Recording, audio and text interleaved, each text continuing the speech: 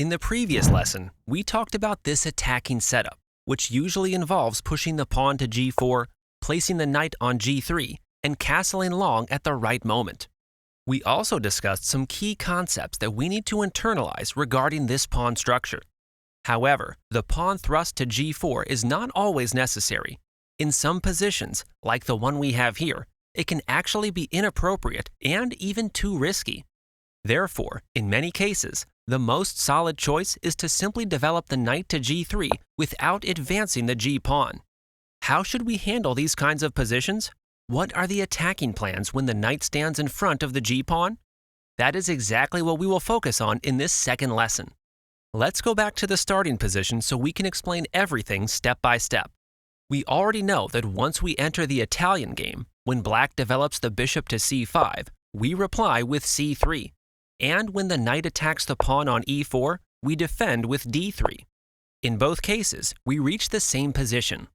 After that, black's most popular moves are d6 or a6. Let us assume in this case black plays a6. Regardless of that, white still retreats the bishop to b3. Then black plays, for example, d6, and white continues with h3. We also know that the move h3 is not intended to prevent a possible bishop to g4, but rather to stop a knight from jumping to g4. If black castles, we can already start considering a possible bishop to g5. But in this position, black does not castle immediately. Instead, he prefers to make some useful waiting moves, such as retreating the bishop to a7. After that, white's plan continues with knight d2. We already touched on this a little in the previous lesson. Today, however, we will focus on scenarios where black plays moves like h6, or develops the bishop to e6 or the knight to e7 without castling, or even castles right away. The important thing to remember is that, in all these cases, we stick to the same plan we already know, shifting the knight to f1 while the king remains on e1. This detail is crucial because it creates a wide range of attacking possibilities for white. You can immediately launch a kingside offensive without committing to a fixed king position. And today, we will also see some of its additional benefits. So, let us move on to the next video, where we will start analyzing the first instructive example. Let's start with this first example, beginning from the standard Gioco Pianissimo setup. Black responds with a6, and the bishop retreats to b3. The game continues with d6, and white decides to develop the knight to d2. Since there is no chance of pinning with bishop g5, black chooses to castle immediately. After that, white plays h3, and the bishop retreats to a7. As we can see, the move order here is different from the one mentioned in the introduction, but that does not really matter. What truly matters is understanding the typical plans in this structure. White could also choose to castle right away, but we will cover that in other lessons. For now, we are focusing on the aggressive plan of transferring the knight to f1 while keeping the king on e1 for the time being. Before continuing with this game, let me ask you a few questions. For example, if, in this position, black were to play bishop e6, how would you continue? Take a moment, pause the video, analyze, and make your decision. Well, there are several correct ways to proceed from here, but a very interesting option is to play bishop g5, taking advantage of the fact that black has already castled. If you have any doubts about this, I recommend reviewing the first lesson. Now, let us go back one move to ask another question. What if, instead of bishop e6, black had chosen h6? In that case, since black's kingside has been weakened, the pawn thrust to g4 makes perfect sense, aiming to dismantle black's defensive structure before castling queenside. I hope these ideas are clear by now, because that was exactly the focus of our first lesson. However, in today's game, black does not choose either of these moves. Seeing the king still in the center and the knight on f1, he decides to react with the central counter, d5.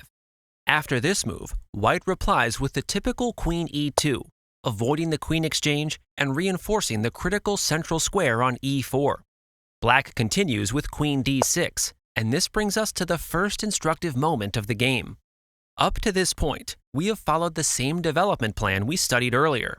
Now, in this position, playing bishop to g5 makes no sense because there is no pin. Likewise, pushing g4 makes no sense either, since there is no breakthrough point in black's castled position. Therefore, the soundest choice is simply to bring the knight to g3 without pushing g4. This is the central theme of this lesson. So, what is the attacking plan when we find ourselves in these positions? We will discuss that shortly. For now, it is black's move, and he plays knight a5. The bishop, under attack, retreats to c2. A few pawn exchanges occur in the center, and the bishop develops to d7. In this type of structure, it is essential to remember that white's attacking plan continues with knight h4. Notice that the knight is unprotected, but in this case, there is no tactical problem along the diagonal, so the move is safe. The bishop strikes from b5, but the knight's earlier move came just in time, clearing the f3 square and opening the way for the queen to reach her ideal attacking spot. It is crucial to remember this formation. If we can achieve it, we will exert strong pressure against black's castled position. Black moves the rook to e8, and the knight jumps menacingly to f5, attacking the queen, which retreats to f8. Before moving on, here is another question. If, for example, there were a pawn on h6, how would you continue? Exactly. Knight takes h6, because after the recapture, the knight on f6 would remain undefended. This is a tactical theme that traps hundreds of players with the black pieces, and by following the plans we are learning, we will likely get the chance to exploit it ourselves sooner or later. But all of this was only a hypothetical example, because in reality, there is no pawn on h6. So, how should white continue from this position? Well, if this bishop were not on this diagonal, white could easily castle short if desired, although castling long would remain an equally valid option. In that case, it would also be possible to develop the bishop to g5 and then bring the king over to the queen side.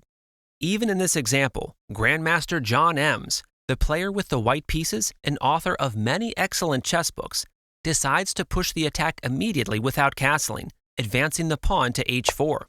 The idea behind this move will become clear in a moment. Right now, the analysis engine suggests that black's best move would have been to move the king to h8, a prophylactic choice that is quite hard to find. Instead, the second player chooses to move the rook to e6, a decision that turns out to be the decisive mistake, because it does nothing to stop white's idea. If you want, you can treat this position as a calculation exercise. How would you continue with the white pieces? Pause the video, analyze the position, and pick your move. If you paused, I hope you found the winning continuation, the knight's sacrifice on g7, double exclamation marks for this move. If the knight is captured by the queen, black immediately loses, because the other knight jumps back to f5, attacking her, and the queen has no squares available. For example, if she goes to h8, the position is lost. If she retreats to f8, white wins with bishop h6. So the only square that seems acceptable is g6. Now comes h5, and the queen has nowhere to go. The only square left would be g4, but that loses instantly to knight a6 with a double check. This explains why the engine previously recommended moving the king to h8. For these reasons, black, and let us rewind a few moves, decided not to capture the knight on g7 with the queen, but with the king instead. However, even that does not save him. White continued with another powerful move, bishop h6. If black wants to save the queen, the king is forced to capture. After that comes knight f5 with check. The king has only one move, going to g6, but after that comes the check on g3. The king steps to h5, and then comes queen g5, checkmate. Does this mean that every time we play this type of position, we will deliver this exact checkmate? Absolutely not. What truly matters here is to remember that when we play with the knight on g3 without pushing the g-pawn, we must look for this attacking setup. Bring the knight to h4 and the queen to f3. This arrangement opens the door to numerous tactical themes and winning attacks against black's castled position, as we have just seen in this example. In this particular game, the queen was not on that diagonal, and the undefended knight caused no issues. But that will not always be the case, which is why I invite you to move on to the next lesson, where we will analyze this idea in greater detail. Let us continue with this new example. Once again, we find on the board the typical Gioco Pianissimo position. On white's side, we see the characteristic moves of the plan we are studying, while on the other side, black's bishop sits on a7 and the king remains on e8. In this case, before castling, black develops the bishop to e6, and white continues with his plan by bringing the knight to f1. If black were to castle at this point, we already know that bishop g5 would be very interesting, but instead, he chooses to play h6. Now, pushing g4 makes no sense at all. Black has not castled yet, and we first need to define the knight's position. Therefore, without hesitation, white simply brings it to g3, the central theme of this lesson. Since the knight now stands in front of the pawn, making this aggressive thrust impossible, black sees no immediate danger and decides to castle. As we learned in the previous video, in this type of position, white's plan should continue with knight h4 followed by queen f3. However, the move knight h4 always carries a small tactical problem. The piece, in fact, is temporarily undefended. And with the black queen on this diagonal, the tactical theme of the discovered attack appears with knight takes d4. Because immediately after, the knight would be recaptured, resulting in the loss of a critical central pawn and shattering our entire strategy. So, in some positions, knight h4 is playable, in others, it is not. It is your job to analyze, based on the position in front of you, whether this move is truly feasible or not. If, as in this case, it is not advisable, then we need to look for an alternative plan to maintain the initiative. And it is important to know that in this type of position, there is another interesting attacking plan that begins with retreating the knight to h2. I have to say, the first time I saw this plan was in a game by Bobby Fischer, but I will not reveal more just yet. We will come back to that later. For now, black, seeing the king still in the center and the knight on h2, responds with d5, just as in the previous example. The queen could defend as we learned before by moving to e2, but in this case, since the f3 square is available, it is much more effective to place her there immediately. The central pawns are exchanged, and the knight jumps to a5. White does not want to capture on e6, as that would open the f-file for black's counterplay, so the bishop retreats to c2. The queen develops to e7, and white's plan continues as the knight gets even closer to the opposing king, leaping to g4. We now see tactical themes re-emerging around the f6 and h6 squares. In fact, white threatens to capture twice on f6 and then on h6, which would remain undefended. Alternatively, he could reverse the order and capture on h6 immediately. Black, trying to relieve the pressure, decides to capture the knight on g4.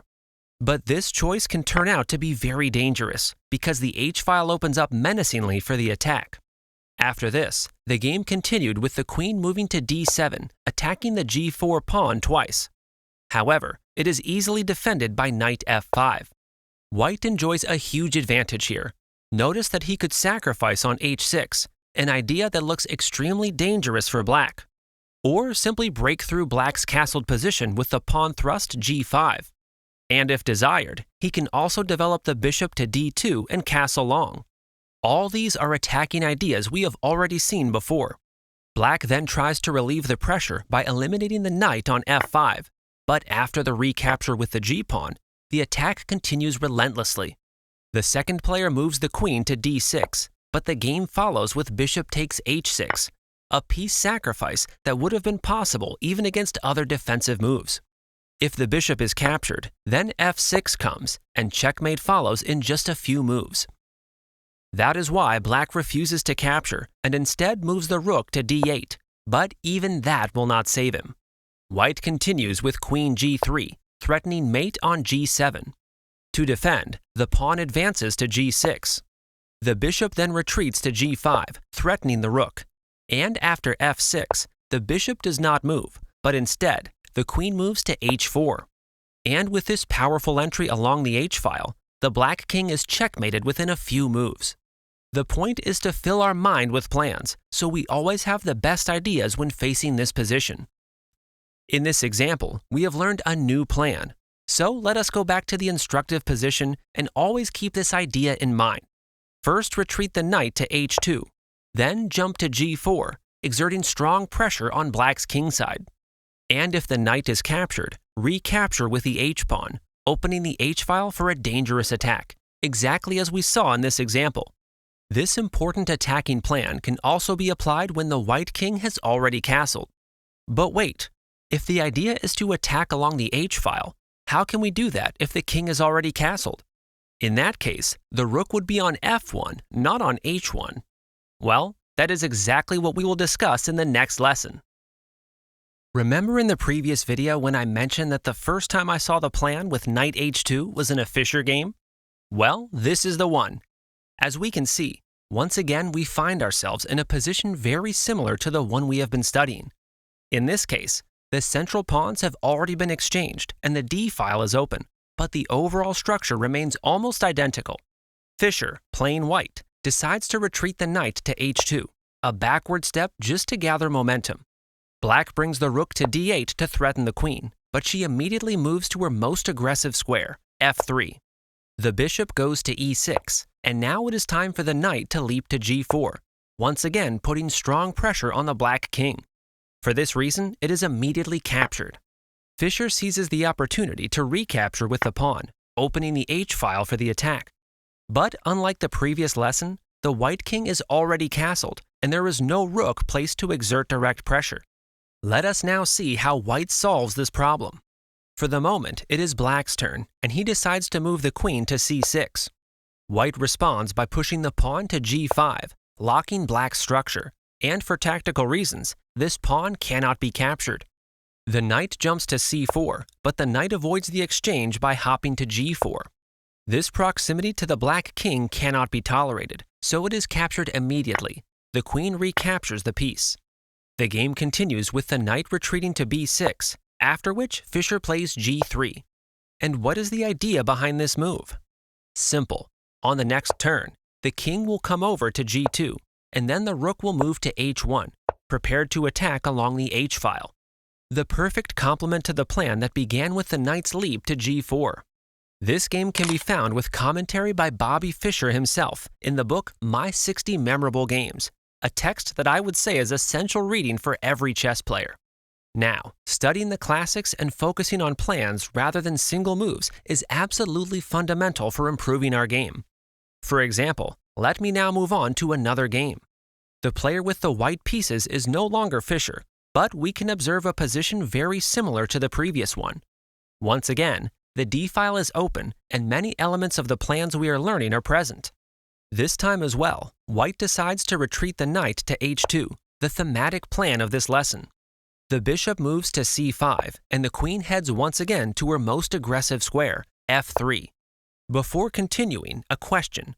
If it were white's move right now, how would you proceed? Take a moment, pause the video, and think about it. Indeed, white is threatening to continue with knight takes h6, because after the recapture, the knight on f6 would remain undefended. Remember these important tactical themes linked to the f6 and h6 squares. They repeat themselves over and over. Black replies with queen b6 to keep the f6 square defended. White pushes the pawn to a5, attacking the queen, and to maintain the defense, she shifts to e6. Now comes the moment when the knight jumps to g4, and let me ask you the same question as before. If it were white's move right now, how would you continue? Pause the video and think for a few seconds. Once again, white threatens to capture on h6, because after the recapture, the knight on f6 would again be left undefended, a recurring theme involving f6 and h6. To neutralize this threat, black decides to eliminate the knight by capturing on g4. White recaptures with the pawn, and we see the h-file opened yet again. The game continues with the rook attacking the bishop on d2. To defend it, white does not use the nearest rook, but the other one, and in a moment we will see why. Now, to prevent any possible breakthrough with g5, black pushes the pawn up to f6, after which white plays g3. The knight retreats to e7, and the king slides to g2. The knights are exchanged, and the recapture with the g-pawn comes with tempo, attacking the queen, which falls back to f7. White first brings the queen to g4, and after rook d7, the queenside rook shifts to h1. This explains why the bishop was defended earlier with the kingside rook. If we look closely, the plan executed by white is identical to the one we saw in the Fischer example. After this, the game continued with black doubling the rooks to attack the bishop, which retreated to c1. Here we see a strategy we will study in greater depth in other courses, one I like to call Open File 2.0. As we can observe, white has given up absolute control of the only open file in the position, but he did so because black's rooks have no entry squares and are essentially idle, while white's rooks are preparing for the attack. Black moves his bishop to c6, while the rook on e2, having fulfilled its function, returns to e1. In a moment, we will understand the reasoning behind this maneuver. The second player, short of ideas, decides to bring the bishop back to its previous square on b7. But white's final blow is ready. The bishop sacrifice on h6, double exclamation marks for this move. Black chooses not to capture the bishop and instead moves the king to g8. White's positional advantage is enormous, and on top of that, he has gained a pawn. For this reason, the game was later converted into an easy win. But what would have happened if the bishop had been captured? In that case, the rook sacrifice on h6 would have followed, and after the recapture, the other rook would have moved to h1, delivering checkmate. And this is precisely why white had earlier brought the rook back to e1. I hope that, with the examples we have seen, the ideas linked to the plan of retreating the knight to h2 are now clearer. Let us now return to the critical position we began analyzing in the previous example, the one we have in front of us. We have already learned that when the knight stands in front of the pawn, we can proceed with attacking plans involving the jump to h4 in certain positions, or choose the alternative plan of bringing it to h2, as we have seen in the last two examples. We have also learned that these two attacking plans can be executed either without castling or after castling kingside. For example, we could comfortably castle short and, depending on the circumstances, then decide whether to continue the attack with knight h4 or knight h2. But that is not all. In this type of position, there is another very powerful attacking plan that integrates perfectly with the two we have just studied. And to learn this new plan, we will analyze an example from none other than Magnus Carlsen. I will tell you all about it in the next lesson. Let us continue with this new lesson. Once again, we find ourselves facing the typical positions we have been studying. Black has developed the bishop to a7, castled short, placed the other bishop on its best square at e6, and brought the queen to d7, playing the opening in a fairly correct way. On white's side, the characteristic moves of the plan we are learning have been executed. We can see that the knight has been maneuvered, with the g2 pawn in place, directly to g3, and in this case, white has already castled short. We are certainly familiar with this type of structure. We have seen it many times, as it has become quite popular today. But let us note one very important detail. Usually, we see these positions with the rook already on e1, not on f1. This happens because the king castles first, and only afterward does the rook move to e1, clearing the way for the knight, which from f1 can reach g3. However, in the plan we are studying, the knight is placed on g3 before castling, so white saves the move rook to e1, gaining a valuable tempo for the attack and leaving the rook on f1, a detail that will prove very important as we will see shortly. In fact, Magnus Carlsen, playing white, chooses a different approach.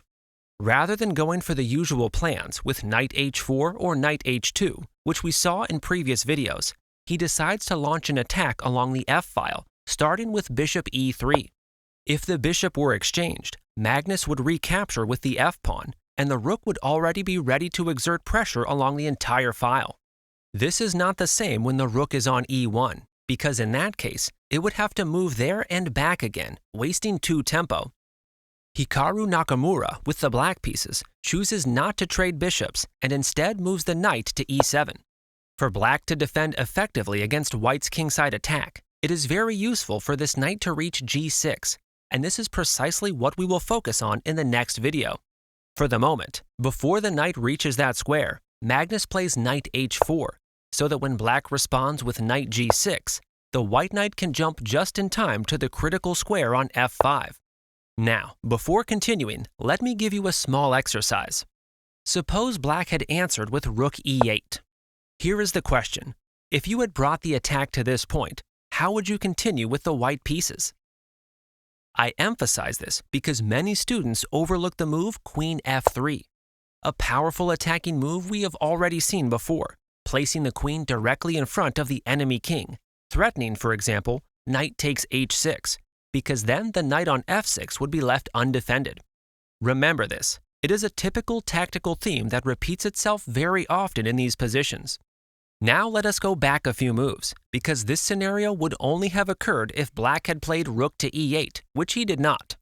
In fact, Nakamura preferred to retreat his knight to e7. He had no intention of tolerating a knight on f5, knowing it would be too dangerous. After this, the knights were exchanged, and then the bishops on a7 were also traded. After the black rook recaptured, white's original idea became clear with the pawn thrust f4, supported directly by the rook from f1. This represents a major difference compared to when the rook is on e1. The game continues with c5, and Magnus decides to retreat the bishop to c2. The idea is to keep as many pieces as possible for the kingside attack. Black's queenside advance goes on with b5, and white now replies with queen d2. The rook moved to b7 with a clear plan, to push b4 and launch a counterattack on the queenside. Carlsen responds with a3. The counterattack continues with a5, while white plays rook f2. After b4, pawns are exchanged, and the white rook moves to f1 to join the kingside attack. The pawns on c3 are exchanged, and later the f4 pawn falls, but the white rook quickly recaptures. Notice the strong pressure building along the f-file. Magnus threatens to sacrifice the rook on f6, then capture on h6, and finally bring the knight to h5 for a decisive attack. For this reason, Nakamura decides to retreat the knight to h7. After gaining space along the f-file, white also decides to advance in the center with d4. Pawns are exchanged, and with this classical center, Magnus continues to accumulate small but significant advantages. The queen moves to g5, attacking the knight, which is defended by shifting the king to h2. Since the rook remains pinned due to the undefended queen on d2, the knight takes the opportunity to return to f6. He is threatening to jump to h5 and force a knight exchange, which would greatly relieve the pressure on black's kingside. For this reason, Magnus wisely avoids it by retreating his bishop to d1. The last undeveloped piece finally moves to b8. At first glance, black's position seems solid, with no clear problems, yet Magnus has already found the weak point. First, he pushes the pawn to h4, an excellent move. This forces the queen back to g6, and now that the white rook is no longer pinned, it can finally sacrifice on f6, double exclamation marks. Magnus had been preparing this exchange sacrifice for several moves, and apparently, Nakamura underestimated it, or did not calculate it properly. After the capture, the queen moves to f4, and now we see why Magnus wanted to keep the knight on the board. The knight is aiming to jump to h5, threatening a powerful entry on f6. To temporarily prevent the knight's leap to h5, black moves the rook to b2, creating counterplay against the g2 square. But Carlsen responds immediately with bishop h5, an excellent move. It attacks the queen and forces her back to g7. After this, the bishop retreats to f3, defending g2 and at the same time enabling the knight jump to h5. Additionally, white will gain a tempo as the knight will arrive attacking the queen. According to the engine, the best choice for black here would have been to return the queen to g6 or move the rook to d8, overprotecting the d6 square. But these are extremely difficult moves for a human to find. Instead, Nakamura plays rook a8. His reasoning was clear: double the rooks on the 7th rank to increase pressure against g2. Unfortunately, he will not have enough time, and this choice turns out to be the decisive mistake of the game, as the rook on b2 remains undefended for a moment. Magnus first pushes the pawn to d5, attacking the bishop, which retreats to c8. After this, the knight jumps to h5, attacking the queen, which falls back to f8. The knight then captures on f6 with check, and the king moves to h8. Now, if the queen stops defending h6, white will capture there and deliver checkmate immediately. For this reason, Magnus brings his rook to c1, adding yet another piece to the attack. The idea is simple and consists of playing rook c7, followed by the rook sacrifice on f7. After the recapture, as we said earlier, queen takes h6 would be checkmate. If, for example, black tried to prevent this by bringing the rook back to b7 to defend the 7th rank, then the white rook would invade on c6, capturing the d6 pawn and, more importantly, joining the attack from the 6th rank. This is why black did not choose this defense and, going back one move, Nakamura, in a desperate position and with little time on the clock, decides to move the king to g7. At this point, Carlsen responds by pushing the pawn to e5. After capturing the pawn, the queen could have recaptured and secured a winning position, but instead, Carlsen opts for an intermediate check with knight h5. Notice that if the king had moved to a dark square, such as h8, knight takes e5 would follow, hitting the undefended rook on b2 with a fork.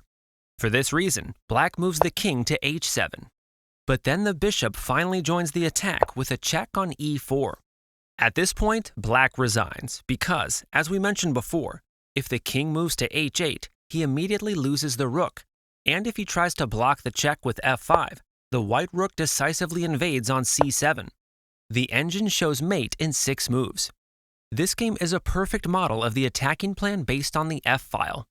Now let us return to the initial position. I believe that by now we can look at these types of positions with new eyes and many more ideas.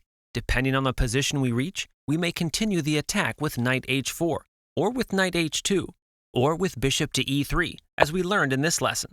But now let us move on to the next lesson, because black has a very important defensive maneuver capable of neutralizing all the attacking plans we have seen so far. We will cover it in detail in the next video. Let us now move on to another very interesting example. Up to this point, the position is well known to both sides, as it is the typical structure we have been studying. However, unlike all previous examples, in this case, black plays knight e7, and in a moment, we will discuss why this move is so important. For now, white brings the knight to f1 as usual, while the opponent's knight heads to g6. Let us start analyzing this move by move. In this position, playing g4 makes no sense because the black king has not yet castled, and such a push would only weaken the f4 square. For that reason, this plan should be completely discarded. Similarly, playing bishop g5 is also pointless, as we mentioned before. The enemy king has not castled yet, which means that this plan is not effective either. The best choice is to immediately bring the knight to g3. At this point, black can safely castle, and in that case, the best move for white is to castle as well. We will return to this exact position in a moment, but first, let us do an exercise by going back to the starting point. Suppose that, in this case, black had not played knight e7 right away, as we just saw, but instead had chosen to castle. White would still move the knight to f1, and now black plays knight to e7. Even though the black king has already castled, pushing g4 makes no sense because there is no real breakthrough point on g5. Likewise, bishop g5 is no longer effective because black would respond with knight to g6, followed by h6, and the bishop could not maintain the pin since the knight controls the retreat on h4. For all these reasons, the best move is once again to play knight g3. From black's side, the knight arrives on g6, and as we have said before, the best move for white is to castle. And this raises an important question. Why, with the black knight now on g6, is white's best choice to castle rather than immediately launching the kingside attack we studied in the earlier lessons? Well, with the knight firmly placed on g6, all the attacking plans we studied so far are neutralized. For example, we have already seen that the plan with the g4 push makes no sense, and the same applies to bishop g5, which loses its strength with the knight on g6. Now we realize that we cannot even play knight h4, the plan we learned at the start of the lesson, because that square is controlled by the knight on g6. If we try the idea of retreating the knight to h2, the moment the queen comes to f3, the black knight from g6 can jump to h4, creating problems for the queen, which would have no safe squares and would be forced to retreat. Without the queen on f3, this plan loses most of its power. Moreover, If white wants to continue with the plan of bishop e3 to attack along the f-file, as we saw in the previous lesson in Carlsen's game, black will never capture on e3. If that capture does not happen, it becomes very difficult to push f4 and open the file, because the knight on g6 also controls that square. This is why the maneuver of bringing the knight to g6 is extremely solid. This piece ends up protecting the king in an excellent way, and that is exactly why you have probably seen the strongest players using this maneuver over and over whenever they face this structure. Continuing with the game, after white castles, in the overwhelming majority of cases, the typical move is h6, which sooner or later must be played to allow the rook to move to e8 safely if needed. Now it is white's turn, and the question is, how should he continue in this position? What is the right plan? The answer lies in understanding that chess is an infinite game, and since the main attacking ideas on the king side have been neutralized by the knight on g6, white needs to switch plans and shift the battle to the center. That is why he decides to push d4, an essential central expansion that, until now, had not appeared in any of our examples. From this point on, the position starts to resemble the classic structures of the Ruy Lopez. Even though it looks symmetrical, white holds a small edge simply because he is ahead in development and was the first to take control of the center. The game continues with black's rook shifting to e8, putting pressure on the e4 pawn, and white responds logically by bringing his own rook to e1 to reinforce the center. And now comes the next question. How should white continue his plan? A very instructive sequence would be bishop e3, followed by bishop c2 to reposition it, then queen d2, and finally rook d1. Keep this pattern in mind as a mental picture, because it is extremely useful for remembering this typical setup. Of course, real games are never that simple. For example, black played b5, and against that expansion, an excellent reaction is a4, a very common resource to fight for space on the queen side. Then black develops his bishop to b7, targeting the pawn on e4, which is defended by bishop to c2. The queen moves to d7, while white continues his plan with bishop e3, adding pressure along the diagonal and preparing to coordinate with the queen and rooks in the center. But then black changes the pawn structure by capturing on d4. Here it is essential to recapture with the bishop to avoid leaving the pawn on e4 undefended. After the exchange of bishops and the recapture with the pawn, white now holds a powerful and stable classical center, providing a solid and comfortable position. The second player tries to counterattack in the center with c5, although white responds by pushing d5. This transformation of the pawn structure is typical of the Ruy Lopez, and we will analyze it in detail in another course. For now, it is enough to point out that black makes a serious conceptual mistake by pushing c4. Before explaining why this is an error, let us see that white completes his development by moving the queen to d2. The queen moves to c7, and then the knight jumps to d4. This is where the problem of pushing the c-pawn becomes clear. It gave white this strong outpost for his knight.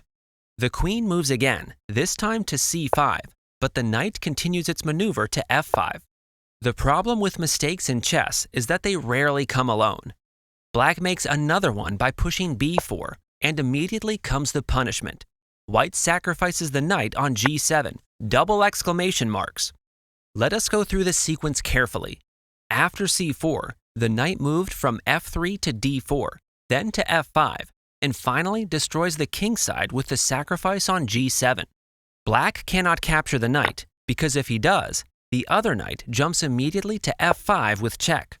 After the king moves, for example to g8, the queen would capture on h6 with devastating consequences.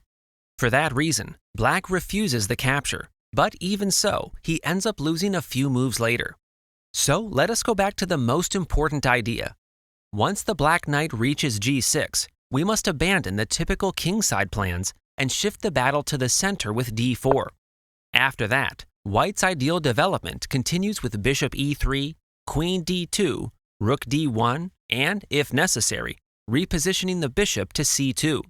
With this, we have completed the goal of this lesson, learning the essential plans when the white knight stands on g3, right in front of the pawn. But before we finish, I invite you to solve the next 3 exercises to reinforce everything we have learned. See you in the next video.